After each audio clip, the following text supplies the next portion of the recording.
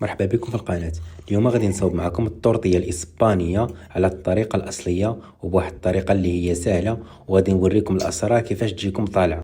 كناخذوا واحد 600 غرام تقريبا ديال البطاطا او لا غير نص كيلو راه كافي. صافي على حساب المقله، انا المقله عندي فيها 20 سنتيم. صافي هنا غادي ندوزو نقطعوا عليه كما كتشوفوا، حاولوا تقطعوها صغيره كما كتشوفوا على هاد الشكل، حيت هذه هي الطريقه الاصليه كيفاش كيصاوبوها الاسبان. صافي هنايا غادي نقطعوا البطاطا ديالنا كما كتشوفوا حتى نكملوا التقطاع ديال البطاطا. راه صراحه واحد الطورطيه سهله وبواحد المكونات اقتصاديه يعني، وكتجينا واعره بديك الطريقه الاصليه، كتجينا بنينه بزاف وغادي تصدق لكم من اول تجربه.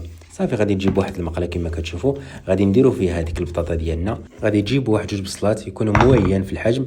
صافي وغادي تقسموهم على جوج كما كتشوفوا، وغادي نقطعوهم شرائح على هذه الطريقه، يعني هذه هي الطريقه الاصليه. صافي بعد ما كتساليو التقطاع ديالهم غادي نضيفوهم على ديك البطاطا. قداش ما رققتوا البصله كتجيكم زوينه. صافي هنايا كما كتشوفوا انا قطعت على هذا الشكل، غادي نضيفوها على هذيك البطاطا. غير تبعوا المراحل وراه غادي تصدق لكم، يعني نتوما في دماغكم قولوا انا الطورطيه راه غادي تصدق لي، وتبعوا المراحل وراه غادي تصدق لكم. صافي من بعد غنضيفوا الملحه، البزار، واحد نص كاس ديال الزيت، هي كدار بزيت الزيتون.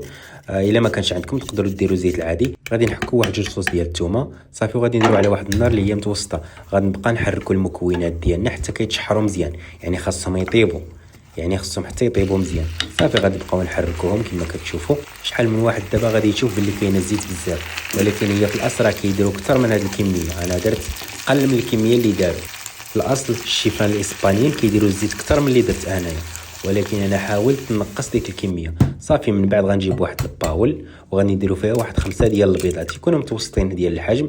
صافي وغادي نحركهم، غنضيفوا لهم واحد شويه ديال الملحه، واحد شويه ديال البزار، وغادي نحركوا هذاك البيض مزيان حتى كيمتزج مع بعضياته باش نضيفوا عليه داك الخليط. صافي تحاولوا تحركوه مزيان حتى كيتخلطنا داك الصفار مع البيض. صافي بعد ما تحركناه مزيان غادي نجيبوا داك الخليط ديال البطاطا والبصله وغادي نضيفوا عليه. كما كتشوفوا البطاطا والبصله راه طايبه، يعني حاولوا تقليوهم مزيان حتى كطيب لنا هذيك البطاطا وكطيح لنا هذيك البصله. صافي بعد كنضيفوه، انا راه صفيته من الزيت، ما ضفتوش بالزيت، ضفت غير نص ديال الزيت، حيت من النص ديال ديك الكميه ديال الزيت. صافي غادي تخلطوه بحال هكا مزيان، غتحاولوا تخلطوه مع داك البيض مزيان حتى كيتخلط بحال هكا كما كتشوفوا.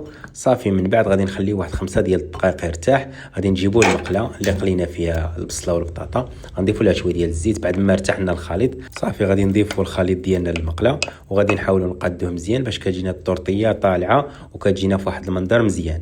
صافي كما كتشوفوا بحال هكا. صافي وغادي نخليه واحد 10 ديال الدقائق. هنا غادي نجيبوا شويه ديال المعدنوس، انا بغيت نزين هاد الطورطيه بالمعدنوس.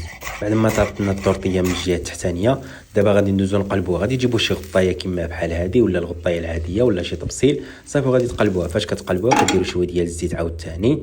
صافي وغادي تحطوا الطورطيه ديالكم. غادي تجيبوا واحد السبتوله وغادي تحاولوا تقادوا لها الجناب باش كتجيكم طالعه، يعني هذه هي المرحله باش غادي تجيكم الطورطيه طالعه. قداش ما قنتوا لها الجناب مزيان وحاولتوا تطلعوهم قداش ما كتجيكم الطورطيه طالعه.